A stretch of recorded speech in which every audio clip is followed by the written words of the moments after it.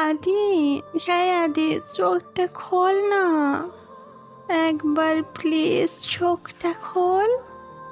আমি কথা দিচ্ছি কোনো দিন তোকে সিগারেট খেতে বারণ করব না।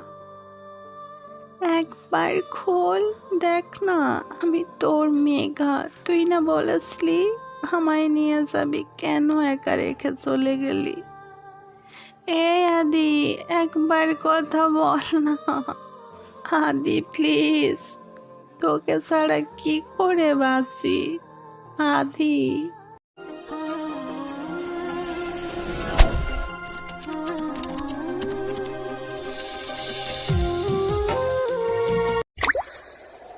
আদিত্য, তোমাকে না বলেছি সিগারেট ছাড়তে? রাগে চোখ বড় বড় করে বলেই সদ্য ধরানো সিগারেটটা কেড়ে নিয়ে ছুঁড়ে ফেলে দিল। মুখটা একদম গম্ভীর।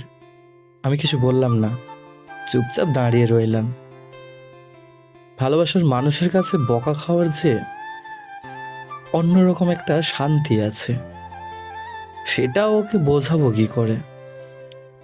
কিন্তু যা পরের মুহূর্তে ঘটলো তার জন্য মোটেও প্রস্তুত ছিলাম না।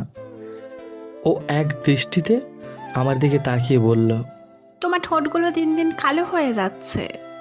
বলেই নিজের ওড়না দিয়ে আমার ঠোঁট ঘষতে লাগলো। আমি অবাক হয়ে বললাম, এই পাবলিক প্লেস। হোক, খাওয়ার সময় মনে থাকে না? আউচ, ব্যথা পাচ্ছি।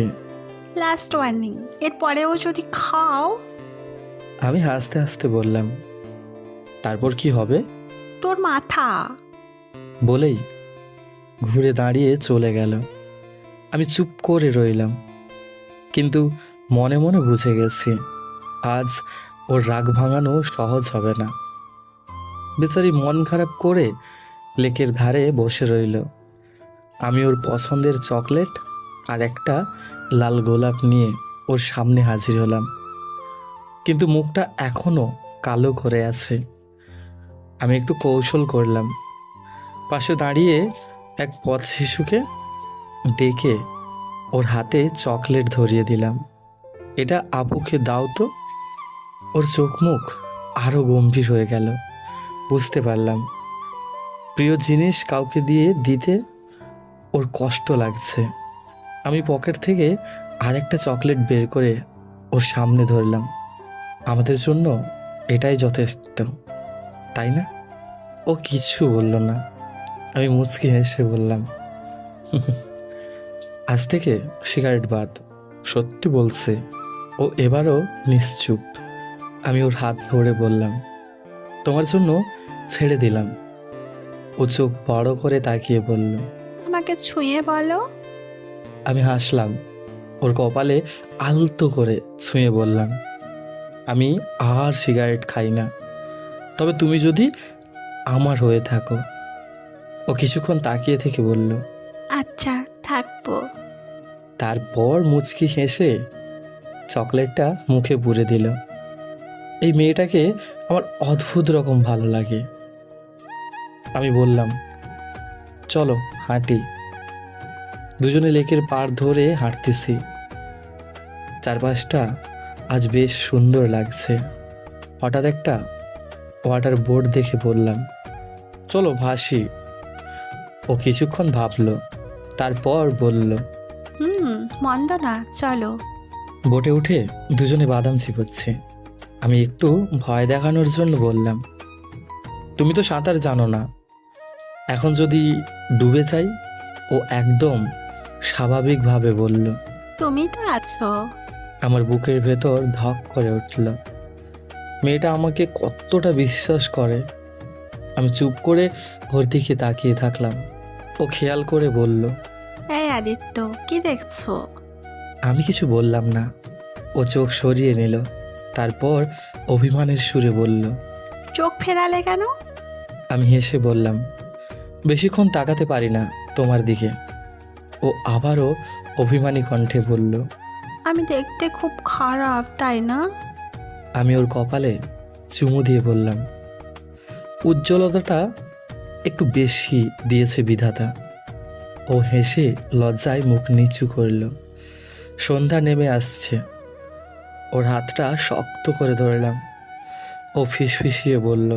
খুব ভালোবাসি। আমি ওর কপালে ঠোঁট ছুঁয়ে বললাম, তোমার ভালোবাসার ছোঁয়ায় সব কিছু ছেড়ে দিতে পারি। রিকশায় বসে ও আমার কাঁধে মাথা রেখে বলল, তুমি হারিয়ে গেলে আমাকে নিয়ে যেও প্লিজ। আমি ওর হাতটা শক্ত করে ধরলাম। মনে মনে বললাম, তোমাকে কখনো হারিয়ে যেতে দেব না। রিকশায় বসে ওর মাথাটা আমার কাঁধে রাখা। সন্ধ্যার বাতাস আমাদের চারপাশে ঘুরে বেড়াচ্ছে। রাস্তার ল্যাম্পপোস্টের হলুদ আলোয় ওর মুখটা আরো বেশি মায়াবী লাগছে।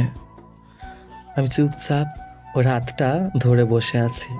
মনে হচ্ছে এই মুহূর্তটাই ধরে রাখতে চাই চিরদিনের জন্য। ওর কণ্ঠে এক অন্যরকম ভাব। আদিত্য, হুম। একটা কথা বলবো? আমি হাসলাম। তুমি তো সবসময় বলো, এখন আলাদা করে অনুমতি চাইছো কেন? ওর হাতটা আমার হাতের ভেতর শক্ত করে ধরে বলল। ভালোবাসা কেমন করে বোঝা যায়? আমি একটু অবাক হলাম। মানে? ও এক দৃষ্টিতে আমার দিকে তাকিয়ে থাকলো, যেন আমার চোখের মধ্যে উত্তর খুঁজছে। তুমি কেমন করে বুঝলে যে আমাকে ভালোবাসো? আমি একটু থেমে ওর চুলে হাত বুলিয়ে দিয়ে বললাম, যখন তোমার অভিমান ভাঙাতে চকলেট কিনতে ইচ্ছা করে, যখন তোমার এক একটা কথায় হাসি পায়, আবার এক এক সময় বুকটা চিনচিন করে ব্যথা হয়, তখন বুঝলাম এটা ভালোবাসা।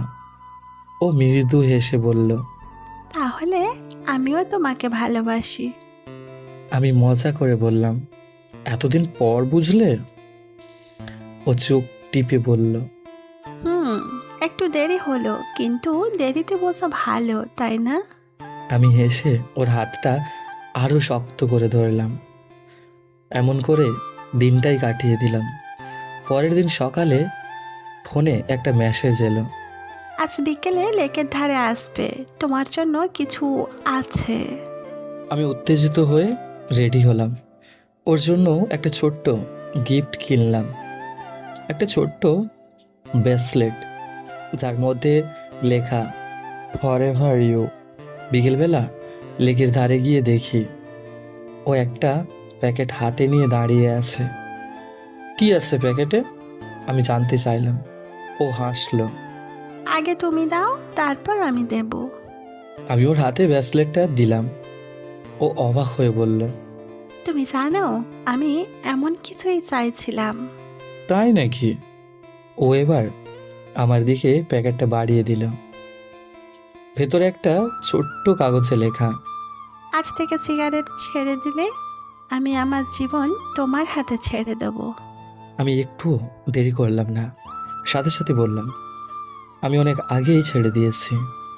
এখন তুমিই আমার একমাত্র নেশা। ও লজ্জায় মুখ ফিরিয়ে নিল। আর আমি বুঝলাম এই মেয়েটা আমার জীবনের সবচেয়ে বড় পাওয়া। এমন করে আমাদের আরো কিছু দিন কেটে গেল। হঠাৎ ঘটল আমার আর মেঘনার জীবনের নতুন একটা মোড়, যেটার জন্য আমরা দুজন একেবারে প্রস্তুত ছিলাম না। এর নেক্সট পার্ট দেখার জন্য আমাদের চ্যানেলটি সাবস্ক্রাইব করুন, একটু শেয়ার করুন, আর হ্যাঁ, পারলে বেল আইকনের অল ঘন্টিটা বাজিয়ে দিন। আর হ্যাঁ, একটা লাইক করে কমেন্টে জানিয়ে যাবেন কেমন লাগলো। আপনাদের এক একটা কমেন্ট ফেলে আমরা মোটিভ হই নতুন নতুন গল্প বানানোর জন্য। ধন্যবাদ।